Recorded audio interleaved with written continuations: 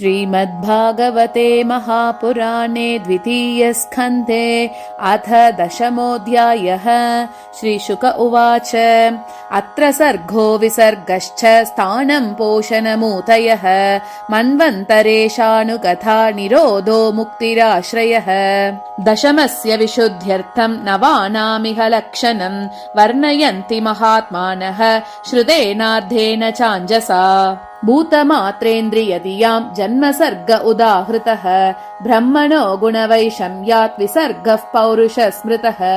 स्थितिर्वैकुण्ठविजयः पोषणं तदनुग्रहः मन्वन्तराणि सद्धर्म ऊतयः कर्मवासनाः। अवतारानुचरितं हरेश्चास्यानुवर्तिनां सतामीश कथाः प्रोक्ता नानाख्यानोपबृंहिताः। निरोधोऽस्यानुशयनम् आत्मनः सह शक्तिभिः मुक्तिर्हित्वान्यथा रूपं स्वरूपेण व्यवस्थितिः। आभासश्च निरोधश्च यदश्चाध्यवसीयते स आश्रयः परं ब्रह्म परमात्मेति शब्द्यते। योऽध्यात्मिकोऽयं पुरुषः सोऽसावेवादिदैविकः यस्तत्रो भयविच्छेदः पुरुषो ह्यादिभौतिकः। एकमेकतरा भावे यदा नोपलभामहे त्रितयं तत्रयो वेद स आत्मा स्वाश्रयाश्रयः। पुरुषोऽण्डं विनिर्बिध्य यदासौ स विनिर्गतः आत्मनो यणमन्विच्छन् अभोस्राक्षीत् शुचिः शुचिः। तास्ववाचीत् स्वसृष्टासु सहस्रपरिवत्सरान् तेन नारायणो नाम यदापः पुरुषोद्भवाः। द्रव्यं कर्म च कालश्च स्वभावो जीव एव च यदनुग्रहतः सन्ति न सन्ति यदुपेक्षया। एको नानात्वमन्विच्छन् योगतल्पात् समुत्थितः वीर्यं हिरण्मयं देवो मायया व्यसृजत्रिधा। अधिदैवमथाध्यात्मम् अधिभूतमिति प्रभुः यतैकं पौरुषं वीर्यं त्रिधा भिद्यत तच्छृणु। अन्तः शरीर आकाशात् पुरुषस्य विचेष्टतः ओजः सहो बलं जज्ञे ततः प्राणो महानसुः। अनुप्राणन्ति यं प्राणाः प्राणन्तं सर्वजन्तुषु अपानन्तम् अपानन्ति नरदेवमिवानुगाः। प्राणेन क्षिपता क्षुद्रुड् अन्तरा जायते विभोः पिपासतो जक्षतश्च प्राङ्मुखं निरभिद्यत। मुखतस्तालुनिर्भिन्नं जिह्वा तत्रोपजायते ततो नानारसो जज्ञे जिह्वया योऽधिगम्यते।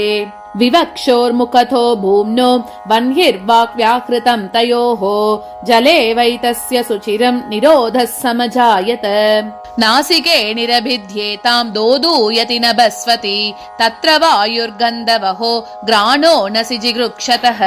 यदात्मनि निरालोकम् आत्मानं च दिदृक्षतः निर्भिन्ने यक्षिणी तस्य ज्योतिश्चक्षुर्गुणग्रहः।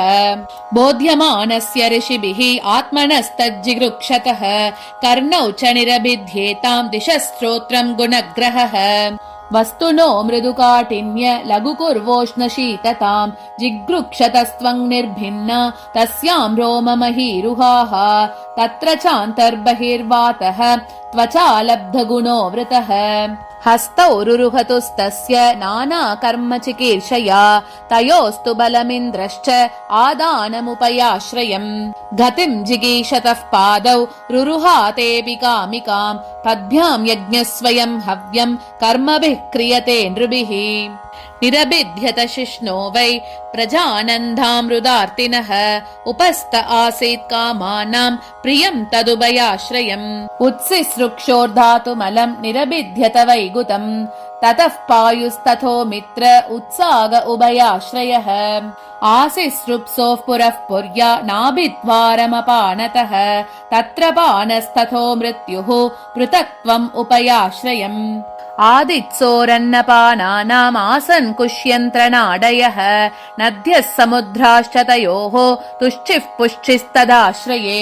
निदित्यासोरात्ममायां हृदयं निरभिध्यत ततो मनस्ततश्चन्द्रः सङ्कल्पः काम एव च।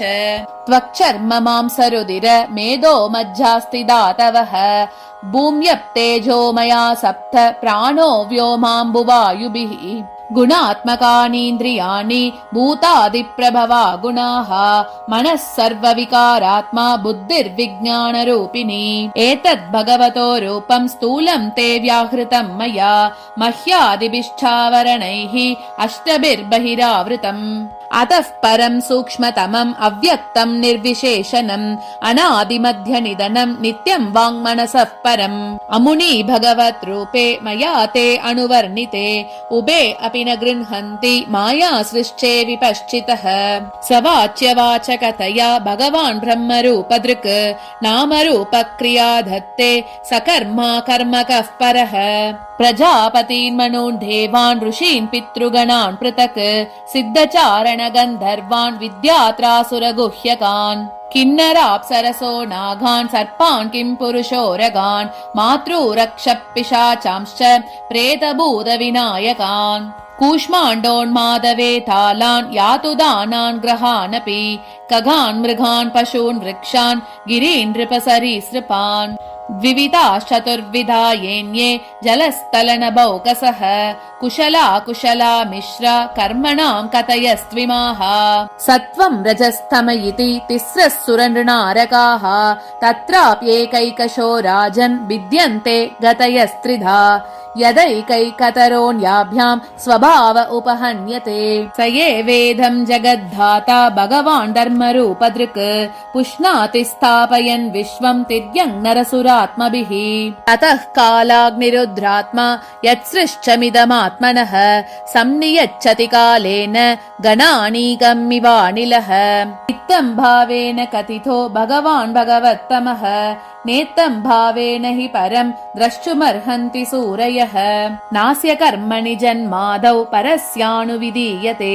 कर्तृत्वप्रतिषेधार्थं माययारोपितं हि तत् अयं तु ब्रह्मणः कल्पः सविकल्प उदाहृतः विधिः साधारणो यत्र सर्गाः प्राकृतवैकृताः परिमाणं च कालस्य कल्पलक्षणविग्रहं यथा पुरस्तात् व्याख्यास्ये पाद्मं कल्पमतो शृणु यदाहनो भवान् सूत क्षत्ता भागवतोत्तमः चचारतीर्थानि भुवः त्यक्त्वा बन्धून् सुदुस्त्यजान् कुत्र कौशारवेस्तस्य संवादोऽत्यात्मसंश्रितः यद्वा स भगवांस्तस्मै पृष्टस्तत्त्वमुवाचः ब्रूहिणस्तदितं सौम्य विदुरस्य विचेष्टितं बन्धुत्यागनिमित्तं च तथैवागतवान् पुनः सूत उवाच राज्ञा परीक्षिता पृष्टो यतवोचन्महामुनिः तत्त्वोऽभिधास्ये शृणुत राज्ञः प्रश्नानुसारतः इति श्रीमद्भागवते महापुराणे द्वितीयस्कन्धे अष्टादशसाहस्र्यां संहितायां पुरुषसंस्थानुवर्णनं नाम दशमोऽध्यायः इति द्वितीयस्कन्धः समाप्तः।